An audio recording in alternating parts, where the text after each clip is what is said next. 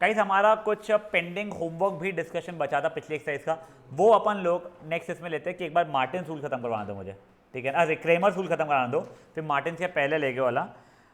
ये वाली एक्सरसाइज का होमवर्क क्या क्या था मुझे बताएगा कोई? क्वेश्चन 1 का कोई सब पार्ट एनी वन? 2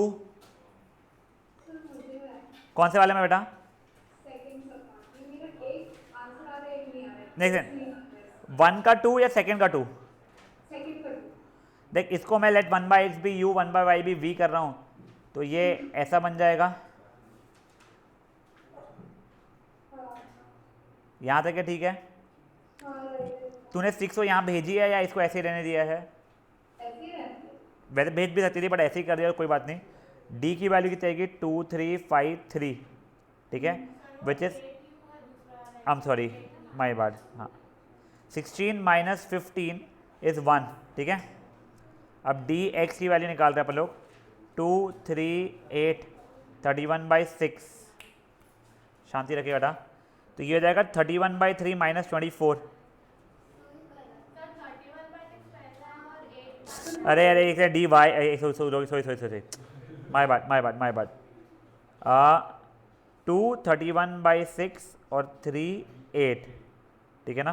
तो 16 - 1 2 31/2 which is becoming is equal to 1/2, ठीक है? डी वाई ये हो जाएगा 2 5 2 31/6, ये ठीक है ना? सर मेरे को मिस्टेक मिल गई ना? हाँ। नहीं थर्ड क्वेश्चन था ना? हाँ yes. Question number 3 any one? No. Now which one? 9th तो फर्स्ट वाले में इशू है। ये वैसे देख के समझ में आ रहा है इनकन्सिस्टेंट है, पर मेरे को इसलिए पता है क्योंकि वो जो अपने 10th में किया था उससे फट से दिख जाता है, बट नेवर माइंड। पहले डी की वैल्यू निकाल रहा हूँ बेटा मैं। 3 1 6 2, 6 - 6 इज 0, ठीक है? अब डी एक्स हो जाएगा मेरा 5 11 1 2, ठीक है ना? तो ये 10 - 11 है, -1 आ रहा है। अब देख अगर डी 0 था बट या तो डी एक्स या तो D Y not equal to 0 हो रहा था, तो इसके नो सॉल्यूशंस थे। मतलब ये क्या था इसका आंसर? इनकंसिस्टेंट। खत्म, देखो आंसर निकालना ही नहीं था अच्छा इसमें। Fair enough. 9th का सेकेंड सब पार्ट एनी वन? नहीं, चलो देखो वैसे 2/2 के लिए अगर मुझसे पूछो, जब तक को मार पीट के बोला ना जाए कि ये क्रेमर्स यूज़ करो या नेक्स्ट वाला मार्टिन्स यूज़ करो और आ जाए, तो मैं तो हमेशा अपना जो बचपन में एलिमिनेशन सब्स्टिट्यूशन था उससे करूँगा। बट अब 3/3 अगर हो तो उसके लिए अब क्रेमर्स रूल का देख लो। 3 इक्वेशन 3 वेरिएबल्स, जो लाल में लिखे हैं ये तीनों के स्टैंडर्ड फॉर्मेट हो जाएंगे और फिर ये चीज़ें आना शुरू हो जाएगी, ठीक है? डी की value D1 D2 D3, D dx dy dz, वो D1 D2 D3 बोलता है। अब देखो यहाँ पे if d is not equal to 0 तो वो हो जाएगा यूनिक सोल्यूशन, और वो भी कैसे हो जाएगा? x की वैल्यू अपनी वही dx/d, y की वैल्यू dy/d, z की वैल्यू dz/d, और साथ ही साथ में ये क्या हो जाएगा बेटा मेरा? कंसिस्टेंट हो जाएगा इस समय पे, ठीक है? अब इसके बाद में देखो आप लोग, अगर अपना d तो 0 हो जाए, ठीक है, बट d1 यानी dx dy या dz तीनों में से कोई भी एक नॉन जीरो अगर हो जाए, मतलब क्या? इफ d तो मेरा 0 है but dx is not equal to 0 और dy is not equal to 0 और dz is not equal to 0, इन तीनों में से पक्का से कोई एक, ये एक से ज़्यादा भी चल जाएगा, नॉन जीरो रहे तो ये हो जाएगा नो सॉल्यूशन। ये बन जाएगा क्या? इनकंसिस्टेंट, ठीक है? अब लास्ट वाला क्या है मेरा? If d is equal to 0 and dx is equal to 0, dy is equal to 0 and dz भी 0 है, तब क्या हो जाएगा? तो नहीं, ऐसा नहीं है। या तो इसका इनफाइनाइट सॉल्यूशंस आ सकता है या फिर इसके नो सॉल्यूशन भी आ सकता है। अब वो कैसे करते हैं तो अपन बाय एग्जांपल समझेंगे, उसको 2 × 2 वाली मैट्रिक्स में कन्वर्ट करके करना पड़ता है। तो इसका मतलब क्या हो रहा है आपको वाया एग्जाम्पल ही अच्छे समझेगा, ठीक है। मेरा एक बार के लिए आप लोगों से भी रिक्वेस्ट रहेगा कि ये पूरा का पूरा आप लोग कॉपी कर लोगे। मैं 1 मिनट मारूँ सर से बात करके, प्लीज़ इतना कॉपी करके रखिएगा तब तक के आप लोग।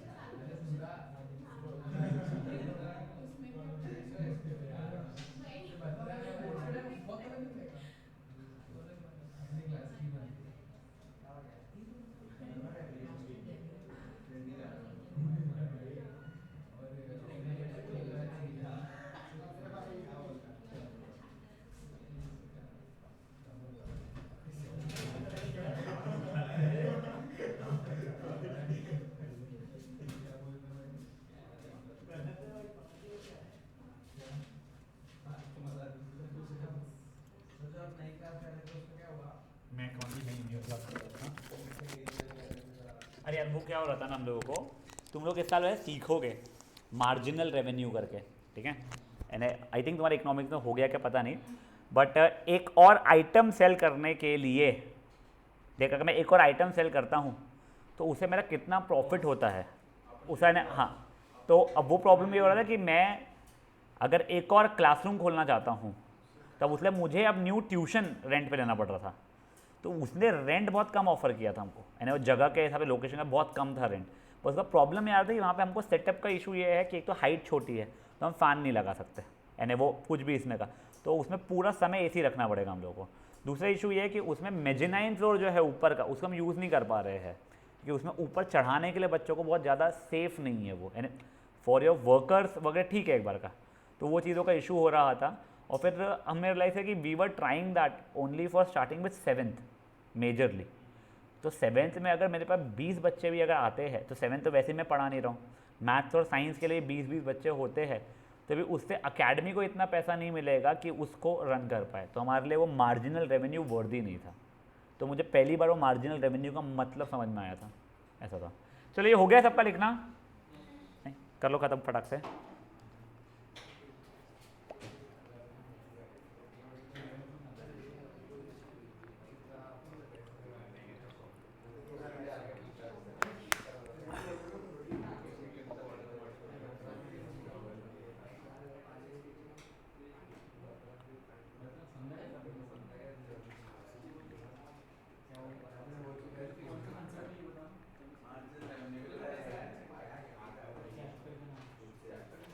चलो चलो चलो, हुआ क्या?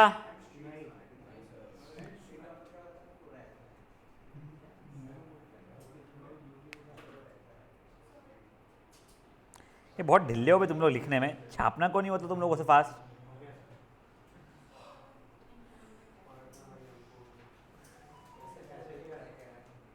कौन कौन लिख रहा है अभी भी? हाँ तेरे पास फोटो है ना? हाँ। अब गाइस ये देखो, पहले आप लोग को एग्जाम्पल नंबर 2 करना है, फाइन, कुछ नहीं, पहले तो स्टैंडर्ड फॉर्मेट में लिख दो जो उसने अपने नेक्स्ट सोल्यूशन के इसमें लिखा हुआ है, फिर D D x D Y D Z निकाल लो। अनफॉर्चुनेटली सबके सब 4 तुमको 3/3 के निकालने पड़ेंगे, ठीक है। अगर खुद डी नॉन जीरो आ गया जैसे इसमें दिख रहा है तो कंसिस्टेंट है, यूनिक सोल्यूशन होने वाला है। तुम लोग डी एक्स बाई डी करके एक्स की value, D Y by D करके वाई की, डी जेड बाई डी करके जेड की वैल्यू, ठीक है। बेटा मैं ऑन क्लॉक आप लोगों को 7 मिनट दे रहा हूँ सिर्फ, ठीक है। मैं 7 ऑन क्लॉक दे रहा हूँ आप लोगों को, 15 हुआ है तो 22 आप लोगों के पास में टाइम है।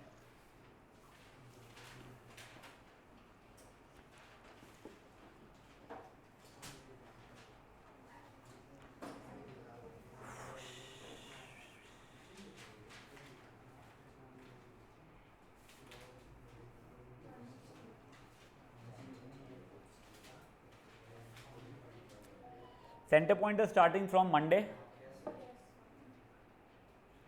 अब बीवीएम कब से हो रही है? जैन हो चुकी है, तुम्हारी है नहीं। और कोई स्कूल है क्या नॉन स्कूल वाले छोड़ के? Non school BVM CPS DPS और जैन। डीपीएस थोड़ी अपना, डीपीएस कोई नहीं है ना, बीवीएम सीपीएस जैन बस, ठीक है। नहीं नॉन स्कूल बेटा,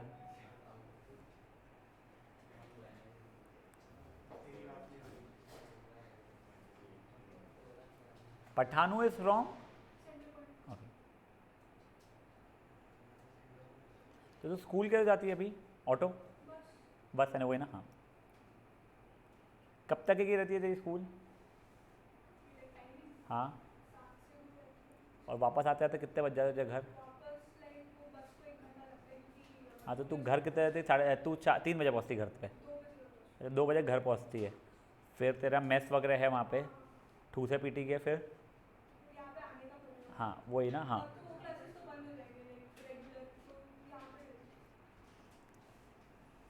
and you are running late just अभी के लिए ना?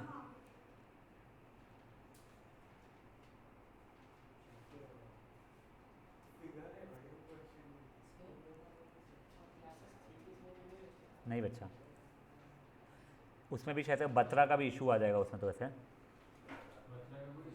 बत्रा नहीं यार, केड़िया का। अपना 345 to 445 इसलिए रखा गया है क्योंकि 445 to वो वाला है नेक्स्ट बैच, यानी वो बची सब बैचेस का इशू आ जाता है यार। लास्ट टाइम जब हम लोगों ने 3 o'clock का रखा था तो उसमें बच्चे पहुँचते ही 3:15 बजे थे, पता नहीं क्यों, पर पहुँचते ही 3:15 तक के थे। नहीं तुम लोगों का थोड़ी था 3 से 4 तक, तुम लोगों का 3 से 4 तक है? अच्छा इन लोगों का 4 से 5 था, हाँ। तो इसमें हाँ ये लोग पहुँचते ही 3:15 तक के था।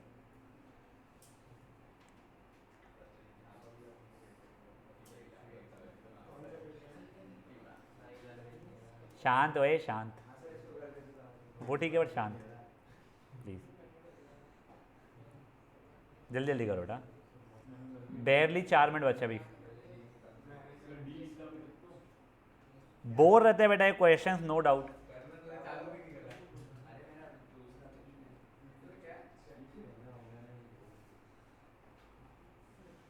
पूरा हो गया क्वेश्चन है चलो, थोड़ा मतलब ने डी भी नहीं निकाला अभी तक और हो गया बोलता मेरे को, थोड़ा इन्हें का स्टैंडर्ड फॉर्मेट लिखा तूने।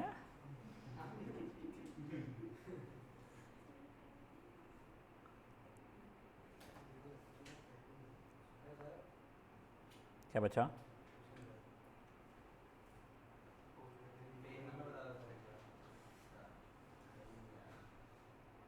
पेज 160 बच्चा।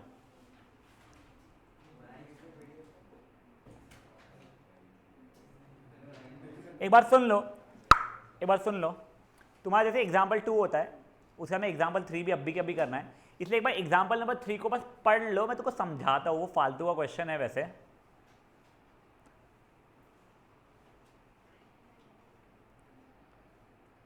देखो तुमको एक फंक्शन दिया हुआ है, फाइन, तुम लोगों को साथ ही साथ में क्या बोला गया है, f1 की वैल्यू 0, f2 की वैल्यू जो भी है, f3 की वैल्यू जो भी है, तुमको अपने फंक्शन को डिफाइन करना है। चलो एक काम करते हैं, पहले f1 इसमें डालते हैं, तो f1 डालूंगा तो a प्लस बी प्लस सी की वैल्यू 0 बन गई मेरी। अब f2 का मतलब हो जाएगा 4a प्लस 2b प्लस सी की वैल्यू -2 हो गई है, और f3 का मतलब जाएगा 9a प्लस 3b प्लस सी की वैल्यू -6 हो गई है। 3 इक्वेशंस 3 वेरिएबल फिर से हो गया ये, फिर से तुम लगाओगे क्रेमर रूल का पूरा, फाइन, सॉल्व करोगे मे बी ए की वैल्यू 8 आ जाती है, मैं रैंडम बोल रहा हूँ, बी की 2 आ जाए, सी की -1 आ जाती है, तो तुम्हारा फंक्शन क्या बन जाएगा 8x² प्लस 2x -1। समझा ये चीज़ क्या हुआ है? तो गाइज अब आपको ये भी करना है, आपके पास में टाइम टिल यानी अभी और मिला के 10 मिनट और है, ठीक है ना, दोनों क्वेश्चन को आप करो।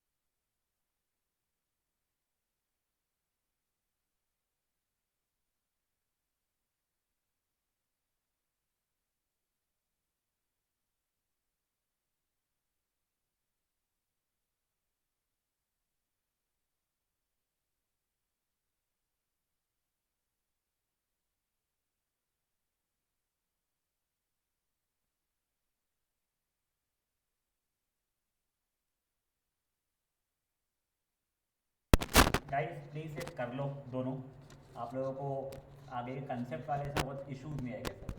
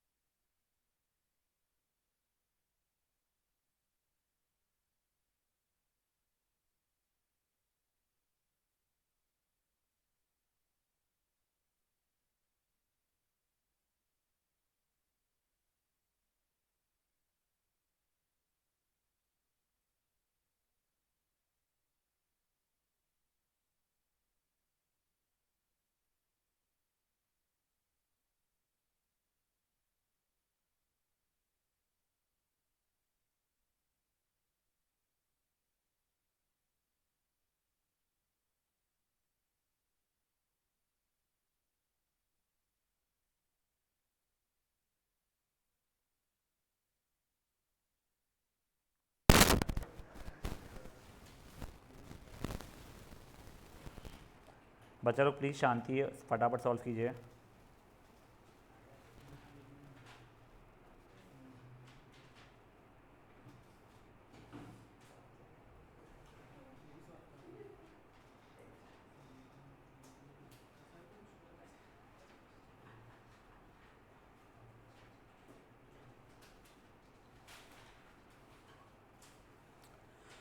तुम लोगों के स्कूल में ये ट्रिवियल नॉन ट्रिवियल, अच्छा एक मिनट पहले उसके लिए कौन स्कूल में ध्यान देता है?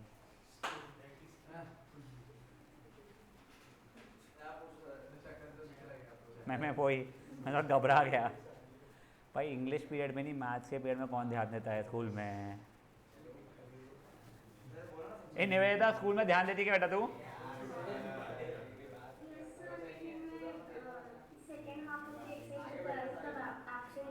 ठीक है, देखो 99.999% तुम लोगों का एक कटा हुआ है, तुम लोगों को है ही नहीं। नहीं ये एग्जाम्पल नंबर 8, इसलिए एग्जाम्पल नंबर 8 में अभी कराऊंगा नहीं मैं, ठीक है ना? हाँ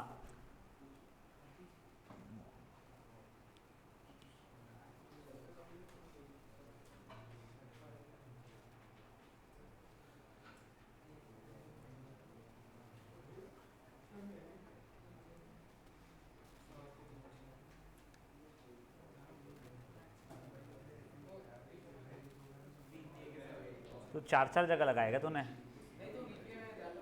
वहाँ पे भी जाता तू?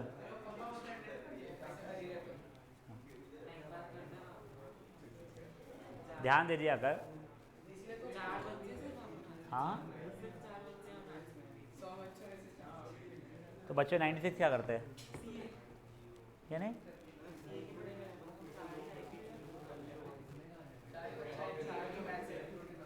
ओहो,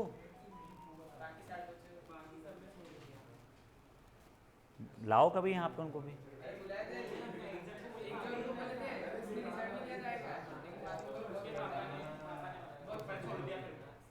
हाँ वो ठीक है।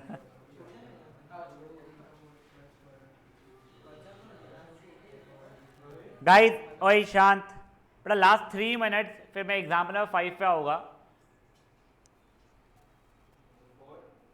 4 बच्चा कर चुके थे अपन पहले। इनफैक्ट एग्जाम्पल नंबर 5 भी सुन लो तुम लोग। नहीं बस सुन ले, बस सुन लो। उसके बाद ये शो करना है कि कंसिस्टेंट है, यानी show that it is inconsistent. तुम डी की वैल्यू निकालोगे, 0 आ रही है, फिर dx या dy या dz कोई तो भी एक एटलीस्ट नॉन जीरो आ रही है। तो इसमें जैसे कि मैं देख रहा हूँ तो शायद dx की वैल्यू नॉन जीरो आ रही है, खत्म। तो आपको क्या लिखना पड़ेगा? Since d is 0 and dx is not 0 hence it is inconsistent. ठीक है, कोई इशू इस चीज़ के अंदर गाइस? और 7 मिनट आप लोगों के पास में एग्जाम्पल नंबर 5 भी करोगे आप लोग। नहीं बेटा, मेरे को ये एक्सरसाइज पूरी कंप्लीट करना है वहाँ तक के, और हो सकता है 45 तक में कंप्लीट हो जाए आप लोगों का सेशन।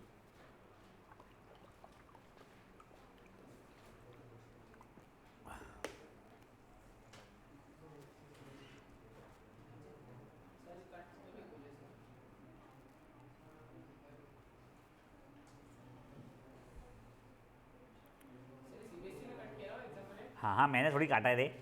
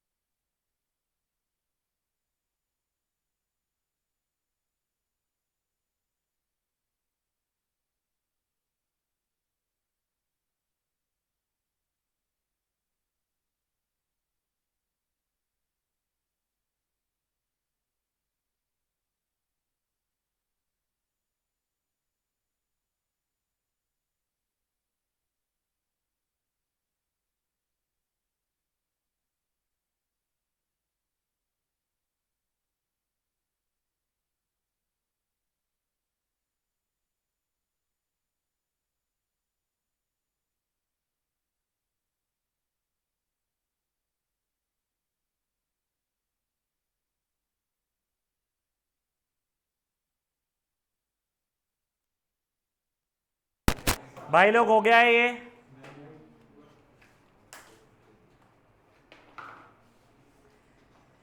बेटा जैसे ही वो वैसे हो जाएगा, आप लोग एग्जाम्पल नंबर 6 का D x D Y D Z निकाल लोगे, आपके वो चारों की चारों जीरो आ जाएंगे। फिर याद करो आपके चार्ट में वो क्या लिखाया गया था, जब ऐसा हो जाता है तब क्या होता है, या तो इनफाइनाइट या तो नो। तो वो आपको अब बताऊंगा मैं कैसे इनफाइनाइट है कैसे नो। तो आप लोगों को और मैं 4 मिनट दे रहा हूँ कि पिछला भी रैपअप कर लो, और ये एग्जाम्पल नंबर 6 का आप लोग D x D Y D Z निकाल लो प्लीज़, ठीक है ना।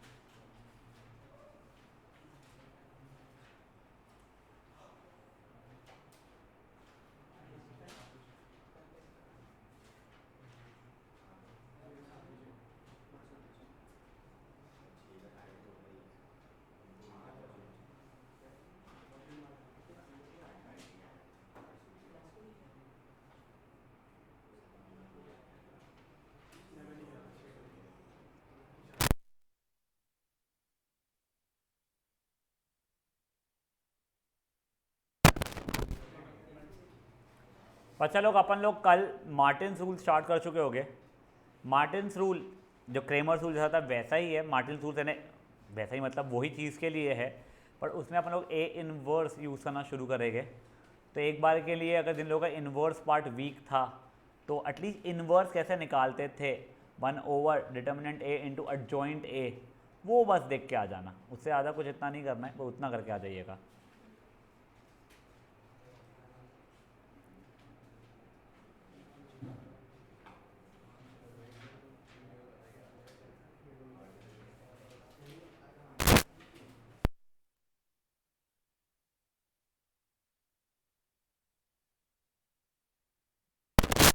मुझे कोई एक बार एग्जाम्पल नंबर 6 का सेकेंड इक्वेशन डिक्टेट कर पाएगा क्या?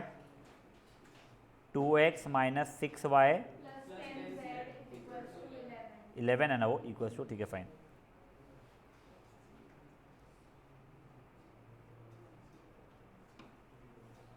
लास्ट 2 मिनट्स आप लोगों को जो दिए गए थे उसमें प्लीज़ थोड़ा फास्ट कीजिए।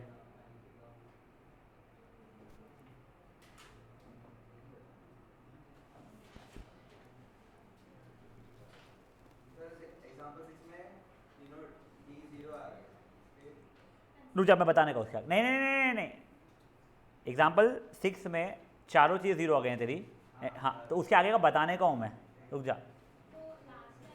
वो जब अपन लोग उसमें कहते 2 वेरिएबल में, तब ऐसा नहीं था। 3 वेरिएबल थोड़ा डिफरेंट है। तुमको जो चार्ट मैंने बनवाया था स्टार्टिंग में, ये देखे यहाँ पे, तो ये केस में पहुँच गई है। अब या तो इनफाइनाइट या तो नो सोल्यूशन, तो मैं बताऊँगा सिचुएशन उसका।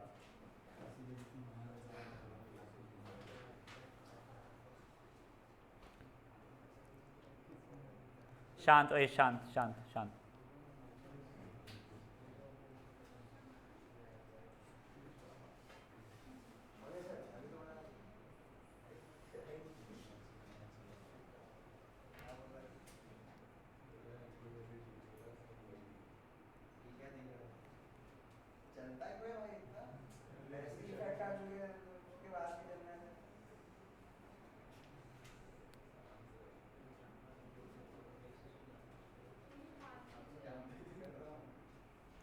अब ये देखे, एक बात क्या देखो, अब जैसे ही तुम्हारे चारों है ना, डी भी zero, D H D Y D Z भी जीरो आ गए। अब सिचुएशन ये था या तो इसके इनफाइनाइट सोल्यूशंस या नो सोल्यूशंस। तो अब ऐसे हमें क्या करना पड़ता है ना अपने को, कोई भी एक वेरिएबल को के मान लो। मेजरली अपन जेड को ही मान लेते हैं, तो जेड को मान लूँ क्या मैं? हाँ, तो मैं लिख दिया let Z be equal to K. यहाँ पे के कोई भी रियल नंबर वाला, याद है जैसा अपन ने किए थे। अब ये के कोई रियल नंबर हो गया है। अब इसके बाद में मैं क्या कर रहा हूँ, कोई भी दो इक्वेशन दे रहा हूँ, मे बी मैंने फर्स्ट और सेकेंड इक्वेशन ही ली है, तो मैं इसको x minus 3y plus 5k is equal to 4 था।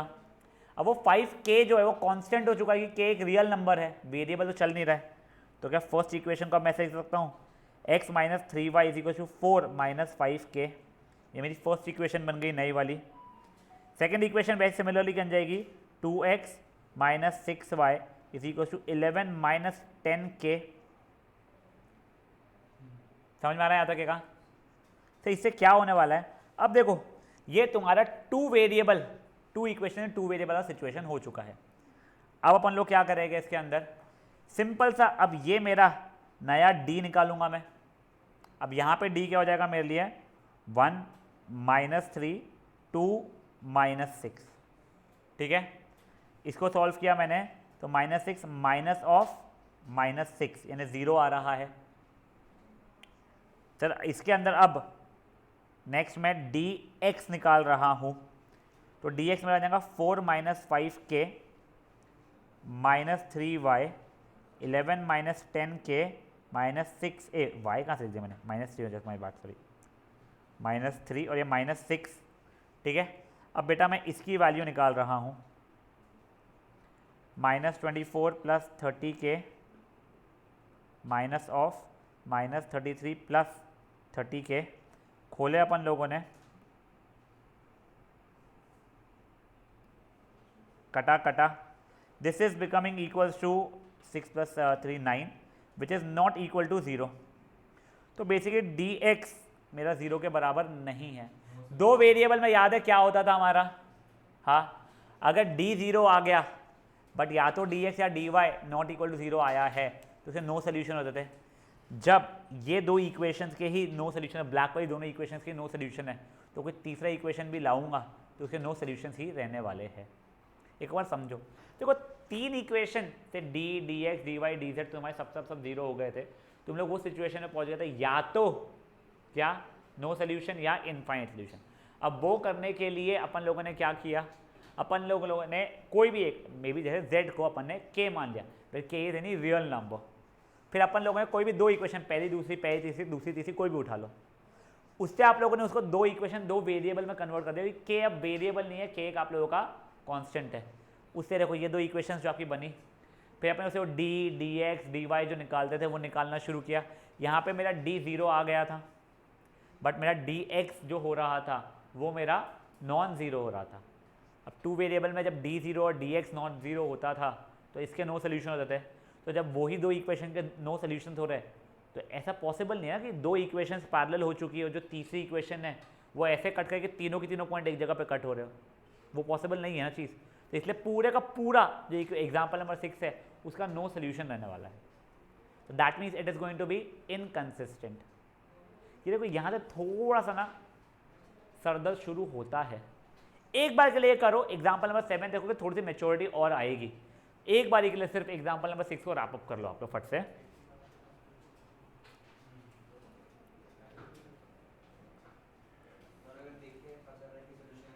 कैसे देख के समझ में आ रहा था इसमें?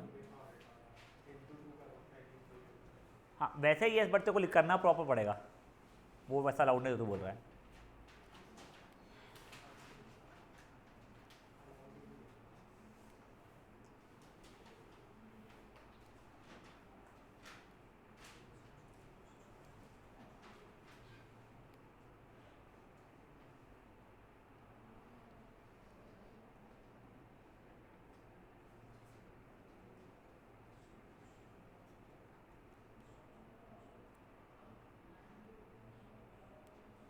तो क्वेश्चन है पहले और दूसरे इक्वेशन उठाना और जेड वाले को ही के लेना, उनके आंसर की के साथ में अगर आप बहुत ज़्यादा छेड़छाड़ करोगे तो वो इशू क्रिएट करेगा आप लोगों के लिए।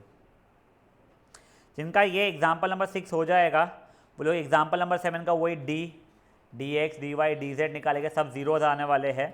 फिर उसके बाद में अपने को क्या करना अपन देख लेंगे, ठीक है ना।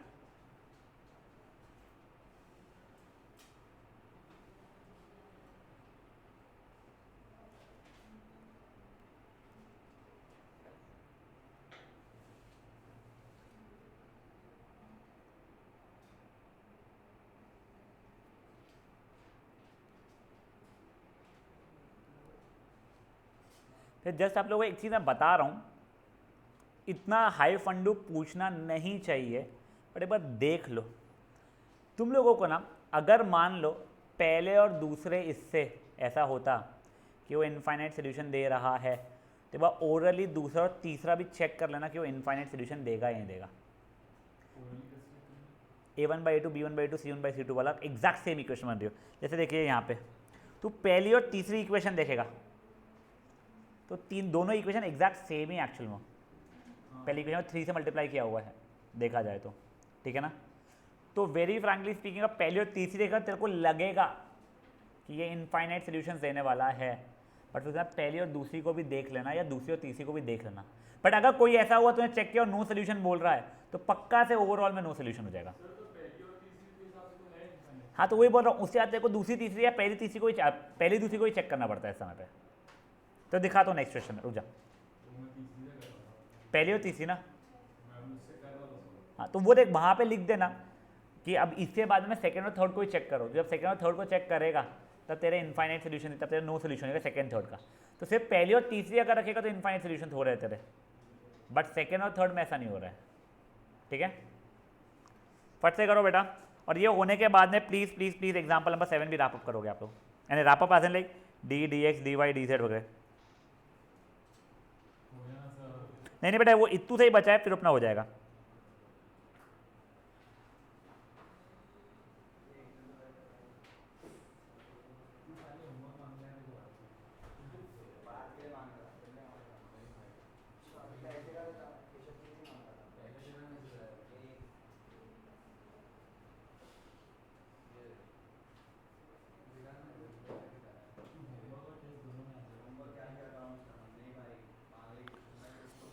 गाइस आपका 4 मिनट और टाइम बस, प्लीज कर लो इसको।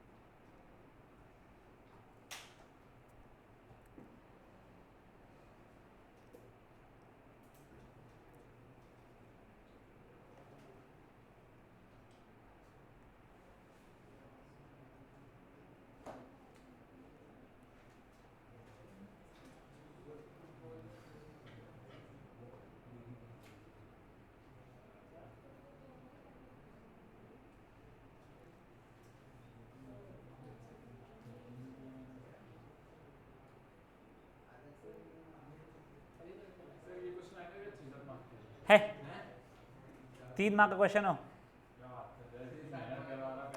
4 डिटर्मिनेंट जो निकलवा रहा है तुम लोगों से पहले वो ठीक है, सब 0 0 0 तो आ रहे फट फट फट।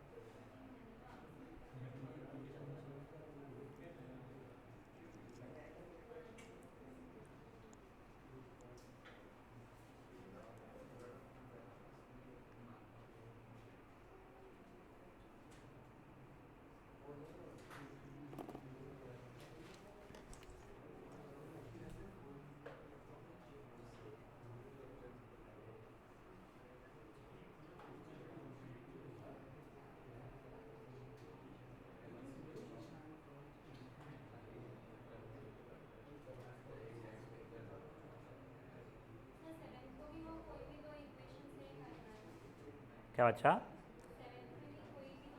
पहले वैसे ही है, बट एक बार 7 का डी वगैरह पूरा निकाल दे।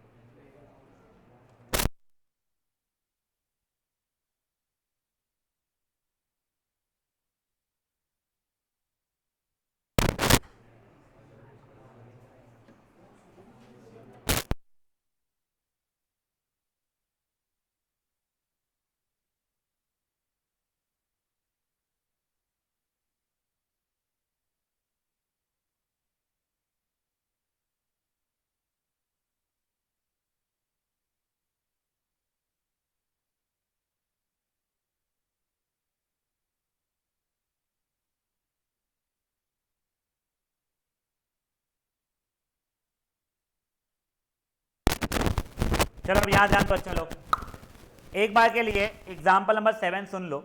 इवन अब आप लोगों के डीज नहीं आए तो भी एक बार देख लो, वही अपन ने d D x D Y D z निकाला, सबकी तरफ 0 है। अब देखो यहाँ पे पता नहीं उसने क्यों ये z के टर्म्स लिखा है, आप लोग तो k के टर्म्स में ही लिखोगे, वेरिएबल नहीं रखोगे। Let z be equal to k where k is any real number, ठीक है ना। आप अपने बुक में भी चेंज कर लो, मैं आपको जनरली सजेस्ट करूँगा ये चीज़। अब देखो जैसे तुमने किया ये ऐसा हो गया, और अब d निकाला, d ही नॉन ज़ीरो आ गया है। देख लो बेटा, जैसे ही d मेरा नॉन ज़ीरो आ गया है, इसका मतलब क्या हो गया है, इसमें सल्यूशन आ रहा है। ओए ओए ओए ध्यान दे यार प्लीज़, यहाँ ध्यान दो। देखो जैसे ही आप लोगों ने निकाला, आप लोगों का d नॉन ज़ीरो आ गया है। d नॉन ज़ीरो होने का मतलब क्या हो गया है, ये दो इक्वेशन का सल्यूशन है।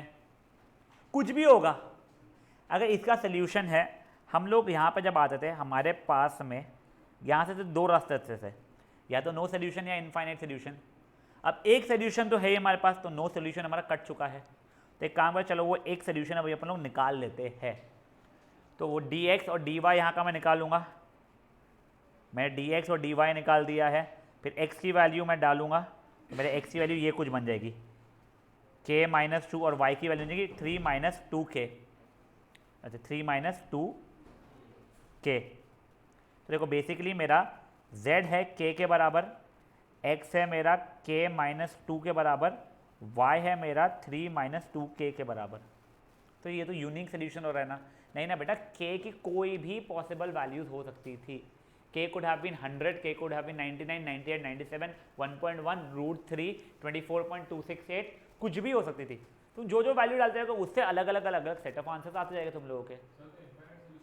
तो ये इनफाइनाइट सोल्यूशंस वाला हो गया, समझा आप लोगों को? पक्का? देखो तुम लोगों ने d1 d2 d3 d dx dy dz जैसे 0 निकाल दिया, फिर तुमने दो वेरिएबल में कन्वर्ट किया।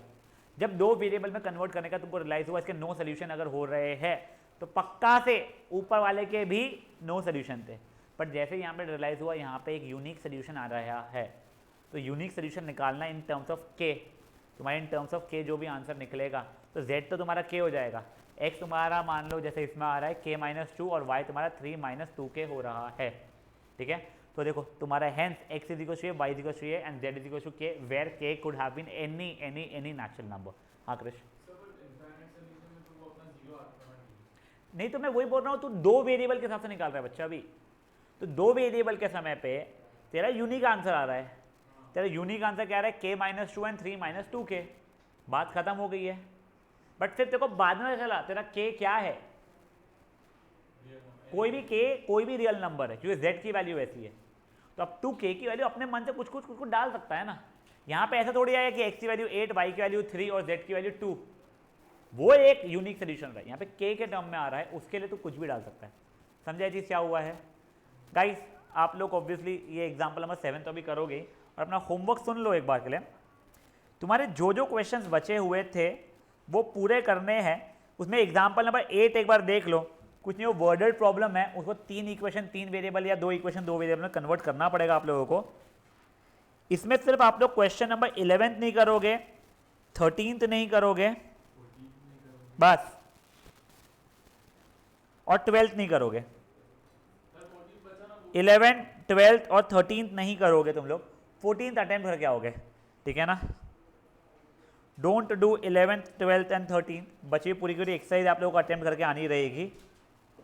Fair enough?